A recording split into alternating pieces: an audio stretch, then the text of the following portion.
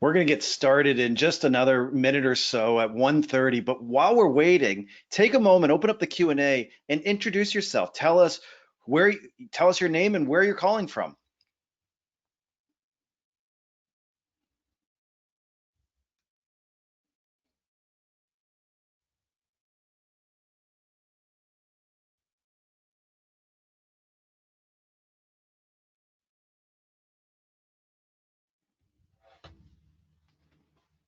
Welcome, Irene. Sean, Corey, welcome everybody. This is fantastic.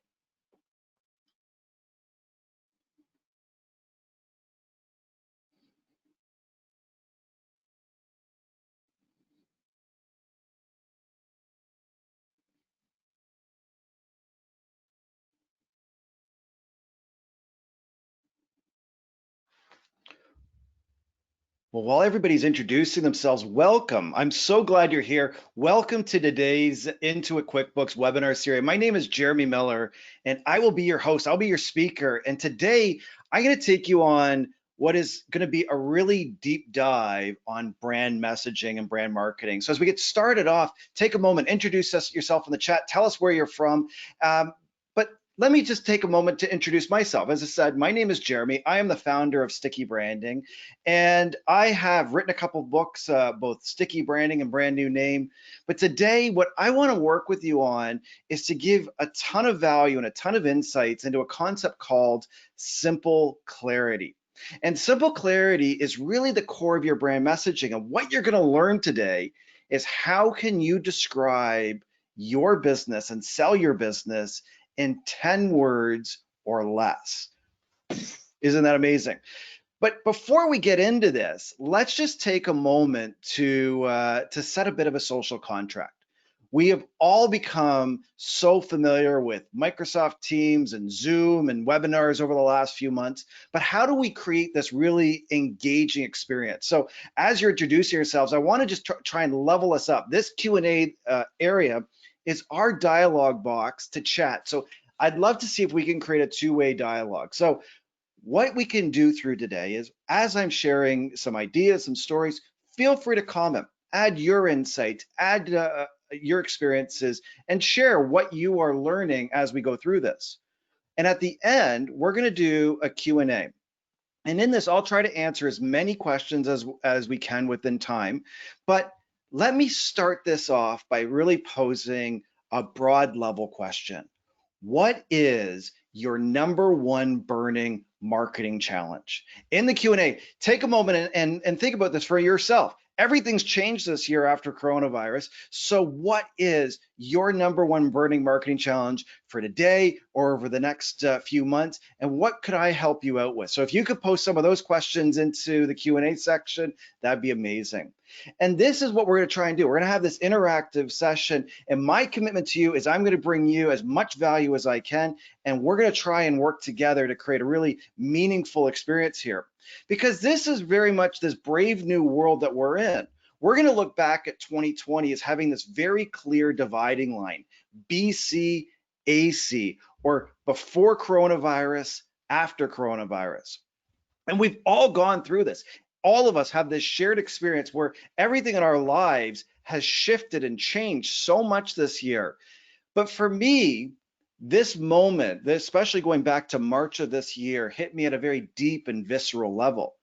And the reason for that is I grew up in a family business in the recruiting sector. And I can tell you in vivid detail what each and every recession has been like, starting with the market crash of 1989 and the recession that followed in the early 90s. Now, at that point in time, I was a teenager, but I remember the pain that my parents went through. They had to close offices, they laid off staff, and not only did they make sacrifices at work, they made sacrifices at home. And what I remember most of that period in time was having to miss out going on a class trip to Chicago. Now, it feels really strange to talk about this now and talk about this a decade or two later, but it was a moment that I remember because of where I was. And if you think of it through the lens of 2020, Our children, ourselves, we are all going through sacrifices caused through social distancing and stay-at-home orders and all this type of experience that is reframing so much. Now, as we go forward on this chart, every time you see a spike on it, really this was where there was a recession and the unemployment rate spiked. And in the recruiting industry, our business would go up and down with the economy. And every time there was a recession, our business suffered. So when I joined my family's business, we really timed it. We went and I joined at a trough. That's where that leap job mark is in 2004. But from the moment I joined my family's business, we were thinking about the next recession.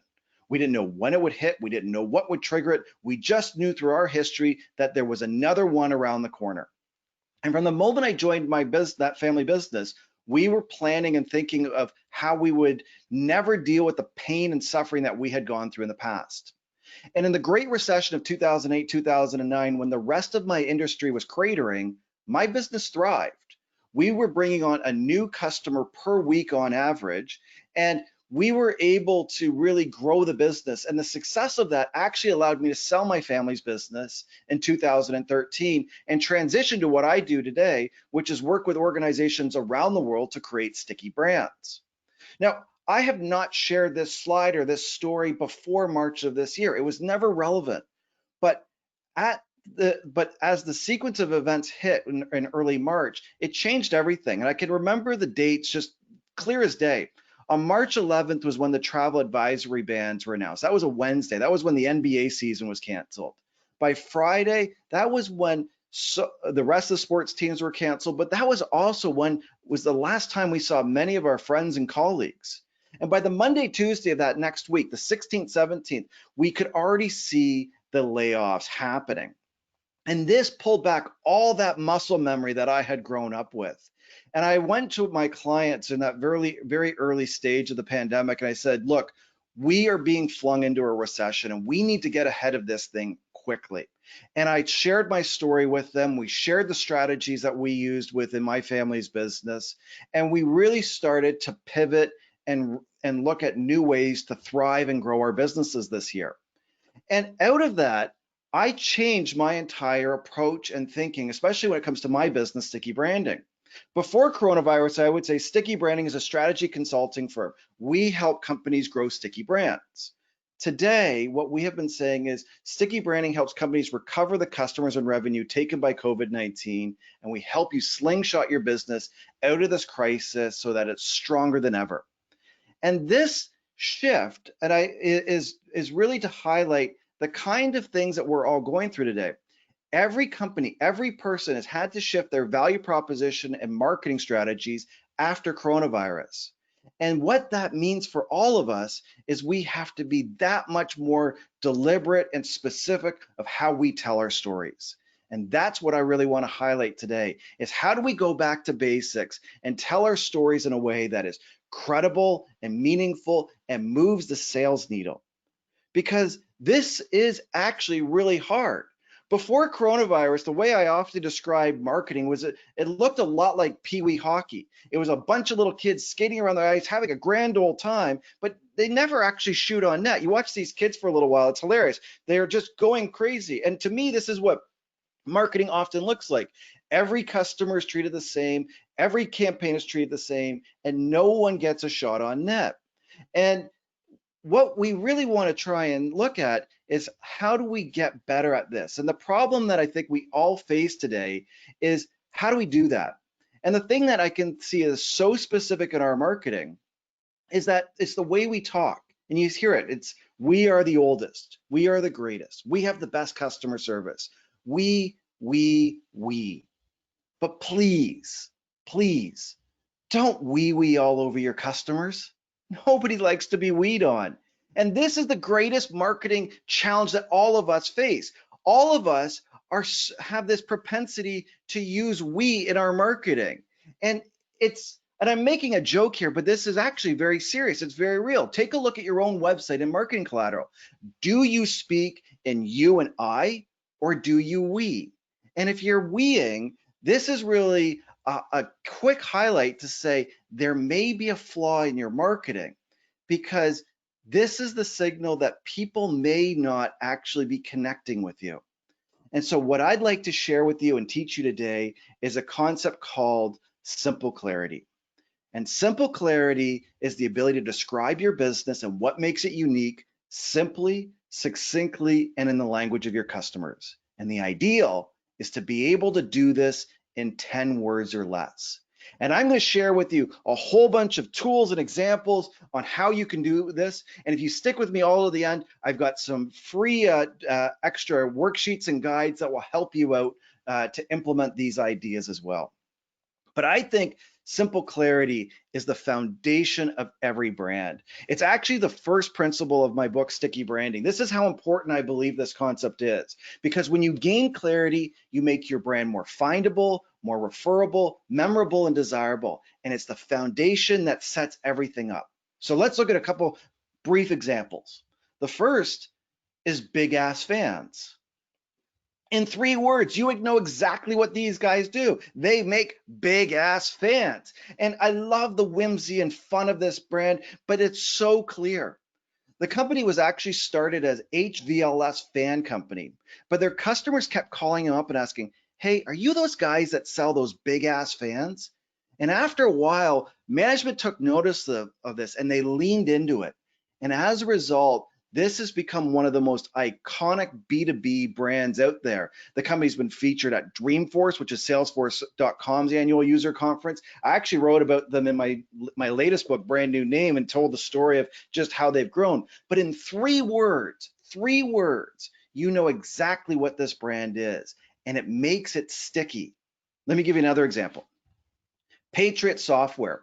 If you pay attention to cable news or cable TV in the United States, you will see this brand. They are a prolific advertiser in the United States, but they always say the same thing in every single ad. Patriot Software is accounting and payroll software for companies between 1 to 100 employees. It's not overly catchy, but you know exactly what it is. And so how can you speak to that is really what's so powerful. And what this really is saying is that what your marketing is doing is behaving like a label on a file folder in your customers' minds. Oops, I'm getting a bit of a technical issue. Let me turn off my webcam to see if I can improve the feed here. If we're having any technical issues, just message it in the chat and we'll deal with that as well. So one of the things that we want to look at here is that simple clarity is like a label on a file folder in your customer's mind. And that label doesn't have to tell you a lot of information, but it is giving you a really clear indication of what this business and brand is. And a label, the simple clarity statement, this metaphor really has 3 key elements. First, you want to make sure that your label is short, ideally 10 words or less. It's descriptive. It has a clear explanation of what's in the contents of this, and it's memorable. It's easy to share, and it's hard to forget. And what we're trying to do today is really to be able to find the words that stick in a customer's mind. How do you get it so somebody understands exactly what you are in a first meeting, at the first line of your website, that you're able to categorize them? Now, this label doesn't have to have all your value proposition, doesn't have to have all the words on it. You just have to make your brand memorable. And to do that, what we have is a very simple formula, which is really 3 questions. Can you answer the following? You are, you do, you serve. So what is your company? What's its category? What are your services and who do you serve? And we're going to come back to this model of you are, you do, you serve in a few different ways this morning and this afternoon. But what we want to try and do is get our brand and distill it so that it's so clear anybody gets it. But the irony is, this is actually incredibly difficult. So often we thrash around and we can't find the words that stick. And so what I have found in all of my years marketing my own businesses and others is, what are the ways to find the language that's going to work? And what we really want to look for is, what are our customers' language? How do we speak in the language of our customers so that they get it? And I can tell you firsthand that this can be really challenging. For example, when I joined my family's business in 2004, the first thing that I did is I rebranded the company. And we went through a whole cycle to reposition and rebrand the business from an IT staffing firm to a sales and marketing recruiting agency. But the problem was I hated the word recruiter. I literally hated it. It had all this negative connotation to it. People referred to us as headhunters, and I wanted to find a better way to describe our brand. And I came up with all these statements that I thought would be better, like sales talent agency and search consultants and talent acquisition specialists.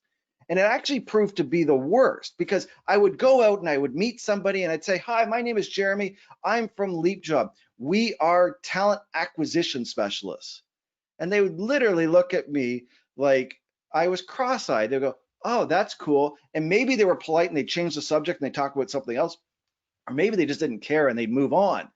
And either way, it was so frustrating. And it was often I felt like I was in sales purgatory where I was all alone. And this is the hardest part. When your messaging doesn't resonate, when it's not clear, you have all these conversations and they just seem to fall flat. You put it out in the world and nothing comes back. And it's just isolating and frustrating to be going out and talking to prospects and customers and referral partners, and they don't get you. And so, what's the words that they use? Now, to develop my marketing, what I really started to look towards was I actually started looking at Google Analytics, and I actually saw an interesting trend here, which was, oops, which was when we looked at our Google Analytics, we started to see search traffic where people were visiting us, and in the keywords, three words kept popping up again and again: sales, recruiter, and Toronto. Sales, recruiter, Toronto. And this was really interesting for me because it was like being hit with a hammer. It was so obvious. That was our brand messaging. Leap Job is a sales recruiter in Toronto. We're a sales recruiter in Toronto. As soon as we started saying this, sales took off. It became easier to go to networking events and speak to people. I could say, "Hi, I'm Jeremy. I'm from Leap Job. We're a sales recruiter in Toronto." And they got it. It was the label on the file folder in their mind. But then we put this on our website and our inbound leads took off. And it was three words that changed everything for me. And this was the moment in time. We're going back to say 2004, 2005. So a long, long time ago. But it was in that moment that I learned the power of simple clarity. That when you get the words right, when you speak in the language of your customers, sales take off. Nothing will accelerate your business and brand more than achieving simple clarity. So you can look to find the words that stick in a couple of places. One is to look to your website traffic, Google Analytics, the Google Keyword Analyzer, or you can actually ask people. One of my favorite techniques is a very simple exercise called the ski lift survey.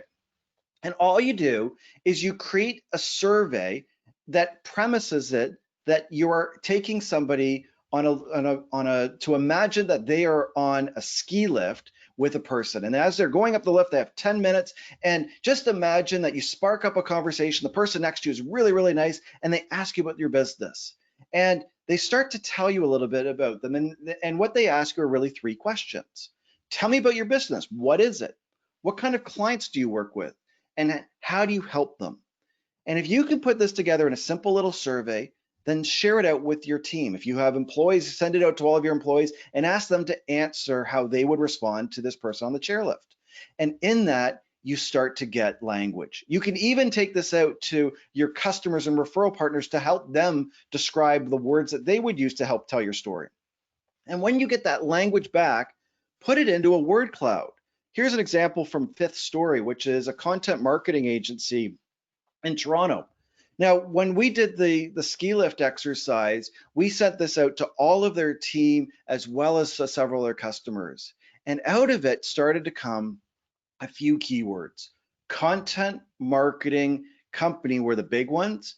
But the one thing that we found, and this took some additional digging, was it wasn't just content marketing, it was branded content marketing. What Fifth Story does is they create rich content like video ads and other pieces of content that are used by companies in, say, TV spots and others. It's basically content marketing. So, but it's that branding of it, that you are doing a product placement, you're telling a story using your products. And in that, once they got the language, it became so powerful.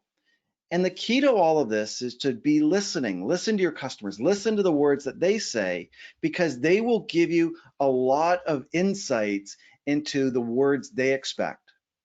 Now, as you choose this, the words, the key to it is to look for concrete words. These are really important. Concrete words are words that will paint a picture in your mind. So much marketing is focused on what I would describe are abstract words. An abstract word is a word or phrase like solutions oriented, best in class, innovative. It's all those big puffy words that we see on our websites that really anchors that we type of approach. We are the most innovative, solution oriented, best in class company in the world. Ugh, it's gross. But the bigger problem of abstract words is you can't actually picture them in your mind. And when you can't picture a word in your mind, you can't put a visual reference to it, it becomes very hard to remember. Let me give you an example. Here are 3 slogans based on the word innovation. Now, these are all big companies. So the first one is a tradition of innovation, driving American innovation, and innovation that excites. Now, all 3 of these are automotive brands. Do you know which ones they are? Well, I'll give you a hint. It's Firestone, Ford, and Nissan. Do you know which goes to which? What's actually in that order? I've done this kind of exercise over 100 times, and I still could not associate each one to these labels. And the reason for that is the word innovation is abstract. There's nothing to anchor it on. You have no idea what it is. And so while it might sound like great marketing, it might sound puffy and smart, and it speaks to what you do, your customers actually don't know what it means. And that becomes the ultimate problem here. What we're looking for is concrete words. Let me give you another example. At the early 19th century, the smartest minds of our world were studying this interesting phenomenon in space known as totally collapsed gravitational objects. Totally collapsed gravitational objects. Now, a totally collapsed gravitational object is when a star collapses on itself. It basically dies and it collapses on itself, and the gravitational forces become so great that not even a particle of light or an electron can escape from it. And this fascinated people like Albert Einstein and Robert Oppenheimer and many of the smartest people in the world. The men that were really working on the Manhattan Project that created the first nuclear bomb were all studying this. And they would actually go around the world and they would give tours and talks to talk about totally collapsed gravitational objects. The thing was, only the smartest of the smart could talk about this phenomena because you had to know the math. That is, until Andrew Wheeler, another one of these ultra bright astrophysicists, came up with a better name, black hole. And in 2 words, Andrew Wheeler took this abstract, nebulous concept and brought it down to all of us. It made it accessible to all of us. And we can totally picture what a black hole is. We know what black is, we know what a hole is. Put the 2 together and put it up in space, we'll go, oh, it's an area of space that sucks everything into it, and not even a particle of light or an electron can escape from it. And now a layperson can actually have a conversation around something that is very theoretical in nature. And that's the power of concrete words. They allow you to have a visual anchor, and it allows it to take a concept and make it accessible to anyone. And when you look at the best brands in the world, they all use concrete words. I'll give you 2 examples. The first one is M&M's. This is one of the most classic slogans in history. Melts in your mouth, not in your hands. It's just so clear. Now, you probably don't know what the candy tastes like, but you have a very clear sense of what this value proposition is. If you're in a theater or if you are eating something over a long period of time, it's not going to leave you chocolatey and sticky. You're going to be able to basically not have it melt in your hands. It's going to melt in your mouth. Totally get it. Or let's give you a modern example. Who doesn't love HelloFresh? Now, HelloFresh is fascinating because they say they are a meal kit delivery service. 4 words, you totally get it. And then they back it up with just really great language. Farm fresh, pre-cut ingredients delivered to your door.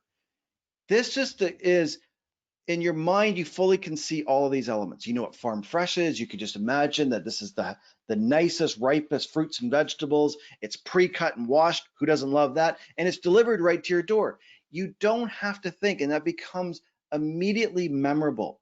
And that's what great marketing does, is it paints a picture in your mind so that people can understand it. And when you create understanding, it creates appeal. I fundamentally believe that any company of any size can grow a sticky brand. It's a choice. And what it is how do you get your customers to know you, like you, and trust you?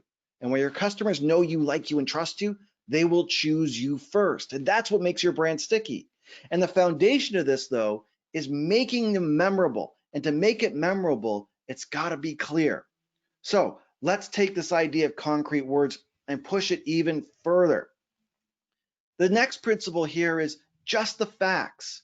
What we are dealing with today is how do we actually make our brand really understandable? And we want to make it short, ideally 10 words or less, because what we're striving to do here is to create basically a Googleable brand.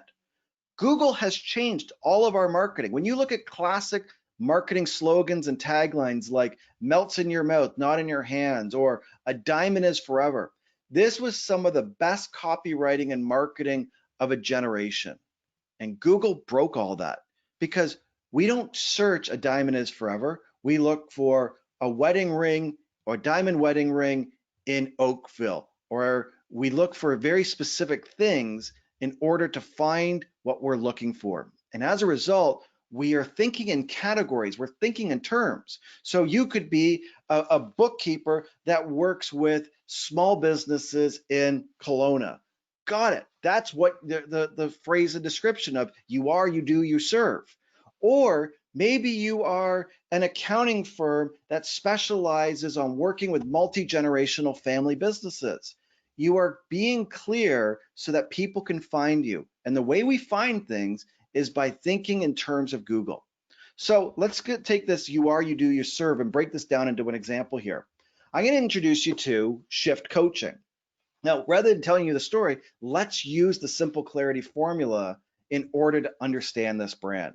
Because this was a situation where Shift really struggled to tell their story because they compete with giants in their industry. But when you get to the facts, it's really simple. So you are. Shift Coaching is a leadership coaching company.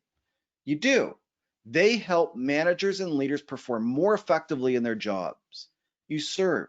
Well, Shift works with mid to large size organizations that are going through a transformation. And when you look at this, it becomes very specific. Shift Coaching is a leadership coaching firm that works with companies that are going through a transformation. Now you've got a label on a file folder, you can understand them, you can understand where they're coming from.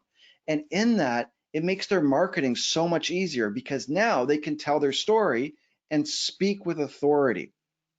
And it also helps them from a sales context because when you know this clarity, you can actually turn it into questions. So what Shift does when they are selling their services is they really ask their clients 3 questions. Number 1, are you looking for coaching and leadership development services? If yes, go to the next question. If no, it's probably not a prospect, so they can move on, talk about wine, talk about the weather, whatever it is. But first things first, are you looking for their category? Next, does your company have between 200 employees and 4,000 employees? Their services are best designed for mid to large size companies who have a lot of managers. And then finally, is your business going through a shift or a transformation?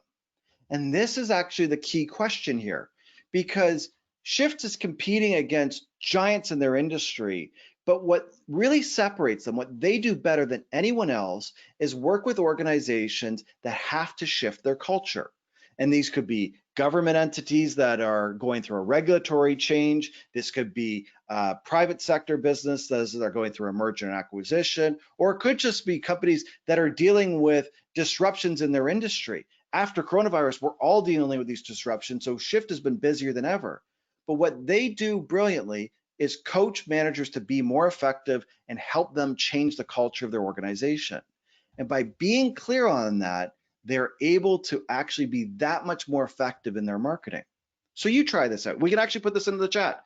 Try it for yourself. You are, you do, you serve. What is your category? Who do you serve? Or what do you do and who do you serve? You could be an accounting firm that provides audit and finance services that specializes in working with multi-generational family businesses. You could be a fashion retailer that creates brilliant clothes that make people feel more comfortable and feel more beautiful on the outside and feeling from the inside out. Whatever it is, what is it that resonates with you?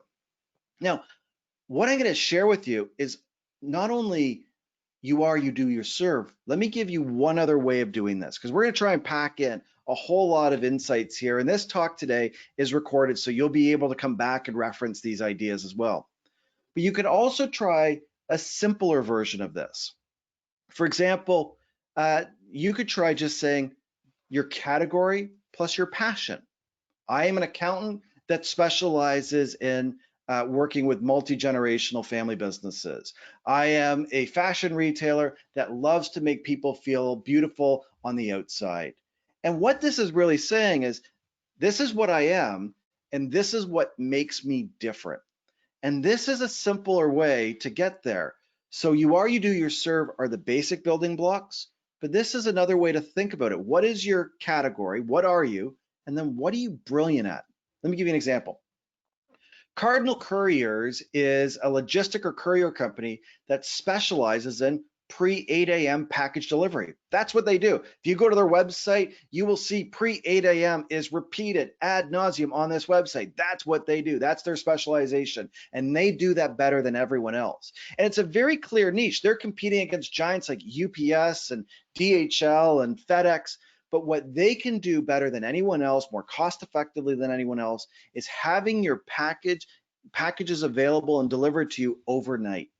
And so look at industries like car dealerships. When you take your car to be serviced, often the mechanic will say, we need to get a part, we'll give you your car back tomorrow. Well, the thing is, the car dealership isn't keeping all the parts and inventory inside their dealership. So they call to the main distributor or the main warehouse, they order their parts, and that night, Cardinal has access to their facilities. They open the doors, they put all the boxes in a designated area. So when the mechanics come to work the next day, they can go to the space, get the parts they requested, fix the car, and you get your car back the next day. So it's a brilliant little niche. It's their category plus what they do brilliantly. And so you can look at this as well as, how can you tell your story in a very simple and concise way? Now, as you do this, this is where the rubber hits the road. Does it sell? If your marketing and your messaging does not sell, it is not working. For me, the measure of success of any brand is how it moves the sales needle. And that's really what we are really striving to do today, is to create that label in a file folder so that you create quick understanding. And when people understand you, they're more likely to buy. When you confuse them is actually when you create dissonance. When somebody meets you or goes to their website and they're confused, they take a step back and they look to other options. Doesn't mean they might not buy from you, but it slows them down. And in a market where you have so much competition and so much choice and everything's Googleable, speed matters, understanding matters. So the best way to test if your simple clarity statements work is to actually go out and try them. And it's not to try them online, it's to go out and talk to your customers, your prospects, and your referral partners. Tell them your statement and see if they get it. And what you want to do is to try and tell your statement 10 times. Go to somebody and go to your customers and say, hi, my name is Susan. I am from XYZ Bookkeeping. This is what we do brilliantly. And in that moment in time, you're going to be able to see if it works. But here's what I encourage you to do. After each time you do your pitch, take a little exercise called a win-loss card. And a win-loss card is basically a survey that you can do. You can do it on your own, but what you want to see is what resonated, what were any questions or objections that you received, and did you get the customer to go to next steps? Now, each one of the times you deliver these pitches, you probably aren't going to learn a lot, but if you can do 10 of them, you'll start to see trends. And it's in that you will actually be able to perfect your brand messaging. And what I can tell you with absolute authority is if you can deliver this in person and it works and it sells, then it will absolutely work when you put it on your website. The biggest mistake that we have is we put all this marketing and all this messaging out on the web and on our marketing collateral, and we spend all this money and we have no idea if it's going to work or not. And the problem is we only update our websites every year to 3 years. So it's really slow. But if you can go out and proactively talk to people on the phone, in person, even over chat, and be able to tell your story, you will really start to see within a few weeks, do you have the right brand messaging? And you'll know it when you see it, because when you deliver the pitch and someone goes, cool, and then they ask you how, then you know you've got it. It's when you have to explain yourself and to go into, this is what we do and this is why we do it. And you know that moment where you just start talking, that's what we're trying to avoid. It's to get to quick understanding. So this win-loss card, if you'd like to get a copy of it, I'm happy to send it to you. I've never actually published this up on the website, but it's, if you send me an email at jeremy@stickybranding.com, I'll be happy just to send you back a PDF with the worksheet on it. You can print them out, try them, and get this out and start testing your messages right away. So send me an email to jeremy@stickybranding.com. Just put in the subject line worksheet. I'll send this back to you. I really want to make sure that you're getting the tools and resources today so that you can execute on these ideas. Now, I want to take a moment now and segue a little, because why is clarity, why is brand messaging so difficult? And you might have picked up on this already. It has nothing to do with wordsmithing or copywriting. The reason why clarity is so difficult is it requires making choices. This is the fundamental issue that we all are facing today, is we need to actually choose where we are growing our businesses and our brands. And I love to ask 3 questions. Where do you play? How do you win? And how do you want to be known? Where do you play? How do you win? How do you want to be known? And this ties to the 3 questions of simple clarity. You are, you do, you serve. What you're really trying to do is be specific. One of the things that drives me nuts more than anything else is when people say, I'm a one-stop shop. If you Google another way to say one-stop shop, you will see I have an article there that rails on this. I've been railing against this for years. The reason it doesn't work, it's the worst marketing message ever, is that nobody can be a one-stop shop. That's just saying I'm all things to all people. Even Walmart and Amazon are not one-stop shops. They have defined customers and where they can be brilliant. They might sell a lot of stuff, but they are better at certain things than other things. And so are you. Where does your business play? How do you win? And how do you want to be known? And it's in making choices, it's in getting to clarity in your strategy that will make your brand messaging easier. So the mistake that we often find is when you're using we language and innovation and abstract words, it's because we're not being decisive in choosing how our brand is going to be successful. And today, I think this is probably the most important thing that we all need to face right now. So to come full circle from where we started today talking about the coronavirus, every value proposition has changed in 2020. Yours has changed, mine has changed. We are all facing a different market.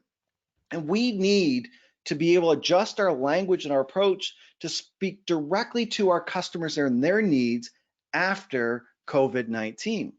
And this is actually tricky because you have to be able to speak in a way that gets people to engage. And there is a risk because your brand won't survive this pandemic if it's perceived as opportunistic or icky, but it will thrive if it's perceived as helpful. And this is really why your brand messaging, your simple clarity becomes so important. How can you connect with people and be helpful and generous in a time of need? And the reason why this is important is that this pandemic and the economic fallout of it is totally different from every other recession that we've ever experienced before. Because not only is it a business issue, it's a psychological issue. It's like we've been forced down Maslow's hierarchy of needs. And for the first time ever, we are afraid. We are fearful for our health, our jobs, our personal security. And you can see this behavior all around us. And seemingly simple issues can blow out of control simply because our emotions are so frayed. So we need to be hypersensitive to how our customers feel. The other dynamic to the psychological element is if you're selling services to businesses, well, there's a spectrum.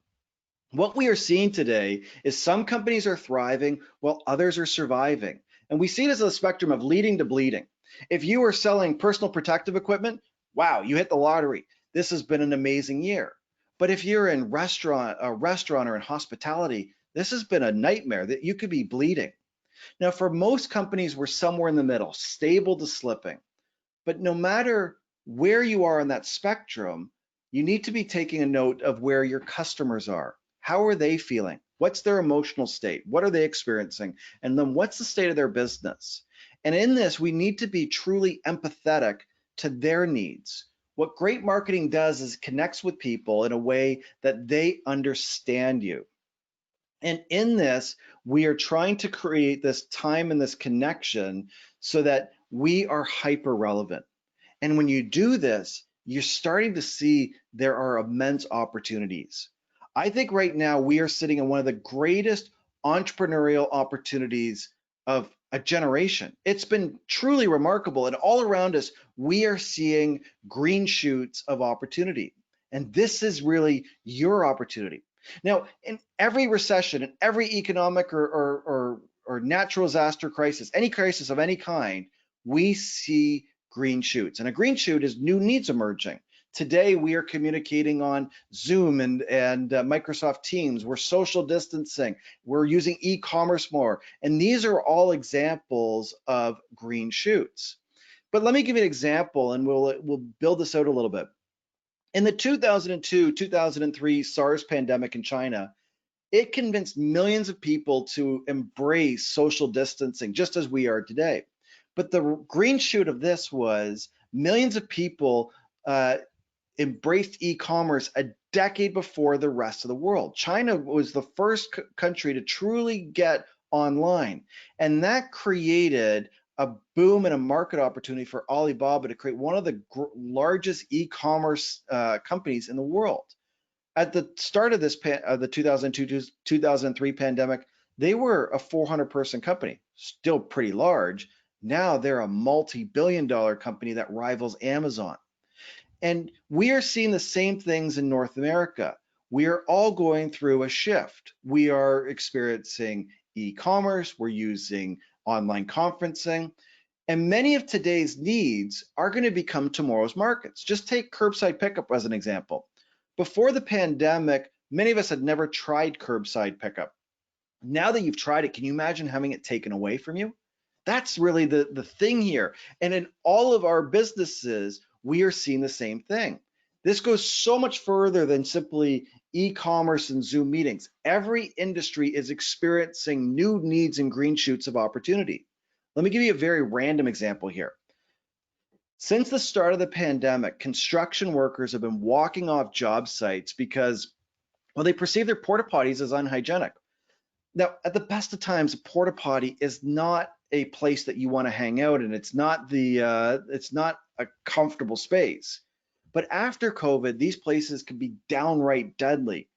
What we have found, or what the CDC has declared, is that coronavirus can be distributed and transmitted in human waste. So rightfully so, construction workers have been concerned, and they've been demanding that construction companies clean their facilities upwards of 3 to 5 times a day. Before COVID, that might have happened only once or twice a week. And just imagine the ripple effect that creates. Now we have the service companies, the porta potty service companies coming on the job site multiple times a day, which means they have to keep their trucks on the road more often, which means they have to hire more drivers. But they're wearing their equipment out faster, so they need to buy new tires and brakes and valves and hoses and pumps. And as a result, they're calling their distributors more. and the distributors are calling on the manufacturers. And an entire supply chain is being activated by one need: how to poop safely. And we can see this taking place in every sector of the economy. And the biggest question that we've been all wrestling with is, how do employers reopen safely? Actually, the question for the fall now is, how do employers stay open safely with the rolling surges that we're facing, with the complexity that we have in different parts of the country? We are seeing shifting needs. But this is an opportunity for you. If you are creative and you look at the world around you, you can see opportunities. So 3 questions I want to leave you with is, how do you spot these opportunities? How do you tune your brand messaging so that it really resonates after COVID? And that is what we call crisis marketing. This is a core concept that I've been working on this year. But the questions are, who needs your company and its expertise the most right now? What products or services can you deliver to solve real problems that are valued? And then how can you proactively sell and deliver your services to the people with the most need? And the key to this whole thing is the first question: who needs your company and its expertise the most right now? And this is where you're going to start making choices that will clarify your messaging. Because when you focus on need, it gives you so much power.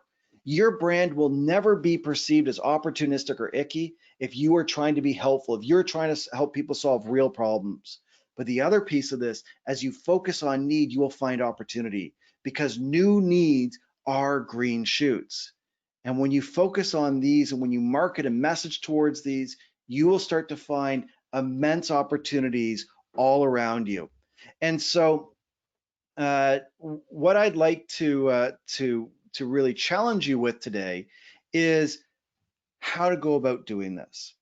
And to me, the key to all of this was really going to boil down to your mindset. How can you communicate in a way that really gets people engaged, but also how do you navigate an awful situation that's changing so much around you?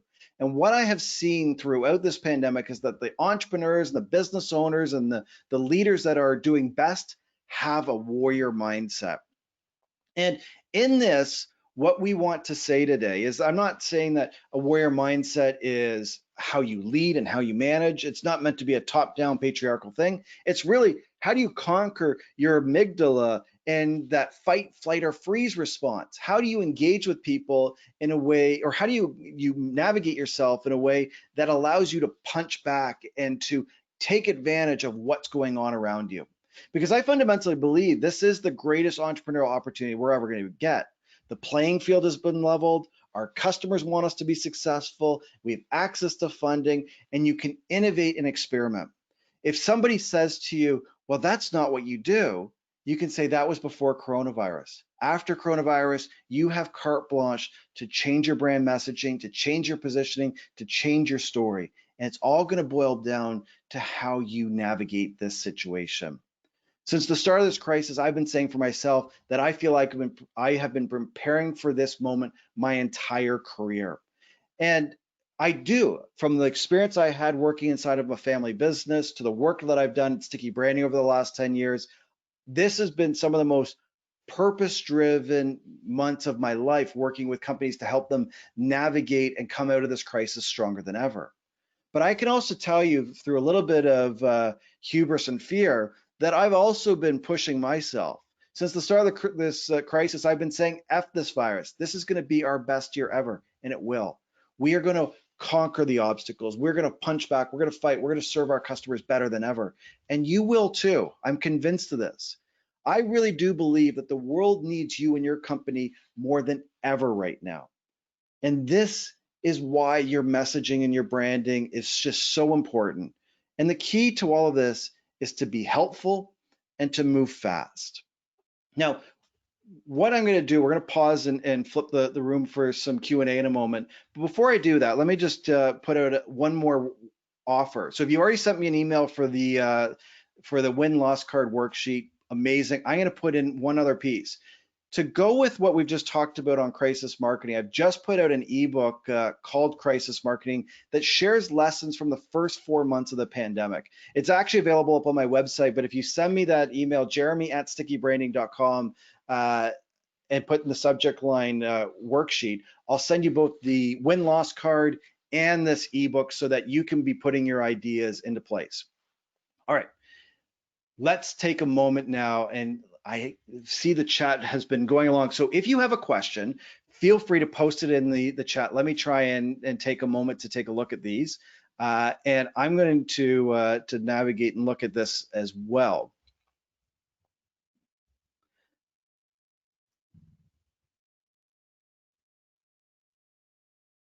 So I'll share something. So Nick shared his simple clarity here, saying, I'm a hockey goalie instructor that trains individuals to become athletes. We specialize in youth who seek to play at a high level. Love it. Great job, Nick.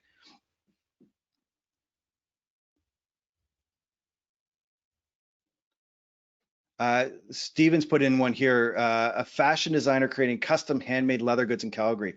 These are amazing. So these are the types of questions that we really want to do, we want to look for.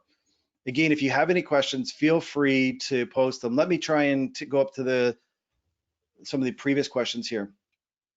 So Kimmy's asked, her number one burning marketing challenge is finding where my desired niche clients are hanging out.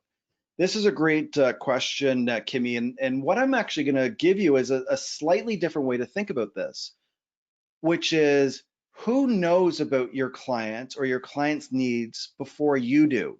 So one of the challenges, we're always trying to find where our clients are, but often it's easier to find the people who already know about them or have a relationship with them, but might know their need first. For example, take it if you're a bookkeeper. A bookkeeper might want to be building relationships with accounting firms, CPAs, because they will possibly know about doing the year end and the client's books are a mess and be able to refer you business. So rather than trying to find customers that might be hidden, ask the question, who knows about a need before you do? Tammy's asked her challenge in terms of staying consistent on social media. Tammy, I fully agree with where you are on this one as well. We all struggle with this. Now, one of the things I would suggest is to really master getting into using a scheduling tool like, actually the tool that I use is called CoSchedule or coschedule.com. It integrates right into WordPress. And the benefit for me is when I write a blog post, I can schedule a year worth of content right on that same day. And that allows me to keep all my channels full.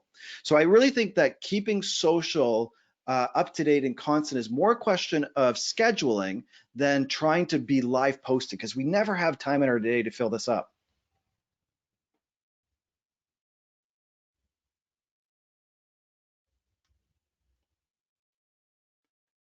One more question here from Tina. Where do I get the best ROI? Print, digital, Facebook? This is actually a really great question because this is something that I think we all wrestle with. And the best answer I can give for you on this is there is no one answer. There's not even industry specific because you can have two companies in the same industry that are dealing with these challenges in different ways. And so the thing is to look at where your leads are coming from. Look where your customers are coming from. I talked to a car dealership yesterday, and they have, or an auto group, and they have 3 dealerships. In Kitchener, people bring in print flyers and use those as coupons. In Waterloo, they don't. It's all digital. So tracking where your leads are coming from are going to give you an indication of who to engage with and which channels are working best. And part of it is just going to be making a commitment to spend time working on the places that matter most. Now, Jennifer, you asked the email. It's jeremy@stickybranding.com. So Jeremy @stickybranding.com. And I'll put up another slide in a moment on that. Amanda's put up a great question here. How do you balance the time between marketing, social media, and work? I fully agree with this. Again, I think scheduling is everything. I am using tools constantly in my business. Sticky Branding is a small business. We have 3 employees. And so we use CoSchedule to manage our social media. We use a tool called Active Campaign for marketing automation and email. And we are just disciplined in choosing where we put our time. Not all marketing is good marketing. It's that pee-wee hockey concept. How can you get the messaging and spend the time speaking to the people that matter? Now, I think Simple Clarity gives you that first platform of what's going to matter most. When you choose who you serve, you can be specific. For example, if your audience is trying to engage business owners that are between 50 and 65 years old, chances are they're not on social media. So why spend all this time on social media if that was the case? Understand who you're trying to reach so that you can choose where to prioritize your time. Sean's asked the question of how do we attract high value clients and understand who are low value clients? This is a good part of Simple Clarity, Sean. This is really a challenge where you want to be able to uh, speak to who your customers are. Sorry, let me take a step back. Understanding who your high value clients are is to take a step back to profile your customers. Who's generating the most revenue? Who are the most profitable accounts? Who are the accounts that you want to do the most work with? And if you can get deliberate on who you want to serve, all the better. Now, we've got tons of questions going on here, and I don't want to chew everybody's ears off. So let me just do a quick scan here to see if there's any other ones. Jill, so co-schedule is not free. I think I pay about $15 or $20 a month for that one. So here's the deal. Let me take a step back. I'm gonna try and wrap up with a final thought, and then I'm gonna put my contact information out there so that if you have any additional questions, I'll be happy to answer them for you. So let me just wrap some final thoughts up. My favorite quote is this. Dr. Seuss said it best. Why fit in when you were born to stand out? Why fit in when you were born to stand out? To me, this is what branding is all about. What we are trying to do is make our businesses stand out so that our customers are attracted to us. Any company of any size can grow a sticky brand. And that's really what this is what we're trying to do. And to do that, anyone can do this. It's all about creating that first choice advantage. When your customers know you, like you, and trust you, they will choose you first. And if you can continue to build those relationships, they will come back to you again and again. But the foundation to everything is what we've talked about this afternoon, which is simple clarity, being able to describe your brand and what makes it unique in ideally 10 words or less. Now, if you have any questions, if I didn't get a chance to answer any of your questions in the Q&A, feel free to contact me. I'm on all the social networks at Sticky Branding, and I'm on LinkedIn at Jeremy Miller. Just send me a DM. I'll be happy to try and answer your questions and carry on the conversation. And again, if you'd like to get a copy of the worksheet or the win-loss card or the crisis marketing ebook, just send me a quick email, jeremy@stickybranding.com. I've never actually published this worksheet live, so this is exclusive to you. If you'd like a copy, just shoot me a note and I'll be happy to send it your way. But I'm so grateful for your time and your participation today. I hope you got tons of value out of this. And I hope you're able to take these ideas and these exercises so that you too can get simple clarity and make your business take off. Thank you.